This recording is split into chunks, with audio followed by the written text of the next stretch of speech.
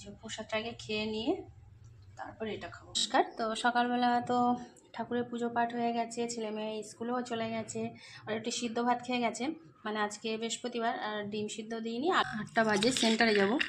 ছোলা নিয়েছি, কাঁচা ছোলা, আর এর সঙ্গে একটু শসা, একটু লেবু কেটে নিয়েছি, একটা টমেটো কুচিয়ে নিয়েছি, একটা কাঁচা লঙ্কা, আর একটুখানি এদিকে বাদাম ভেজে নিয়েছি, ভেজে নিয়ে একটু খোসাগুলো ছাড়িয়ে নিয়েছি। এর সঙ্গে একটু পেঁয়াজ আর আলু দেওয়া যায়, আলু দিলে বেশ ভালো লাগে।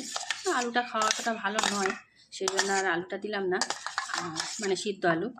আর পেঁয়াজ আজকে বৃহস্পতিবার তো নিরামিষ খাবো বলে সেই জন্য পেঁয়াজটাও দিলাম না। এই যে সবগুলো নিয়ে নিলাম, আর এটা কিন্তু একটাও নিয়ে নিচ্ছি। আর এটা খেতে আমার ভীষণ ভালোও লাগে। এবার একটু লেবু নিয়ে নেবো। আমি মাঝে মধ্যেই এরকম করে খাই।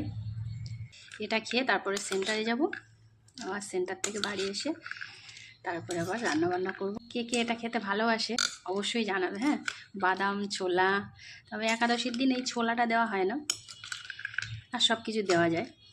ভালোবাসে বাদাম ছোলা আর একটু শসা দিয়ে স্যালাড, অবশ্যই জানাবে। টেস্ট করে দেখি কেমন হয়েছে।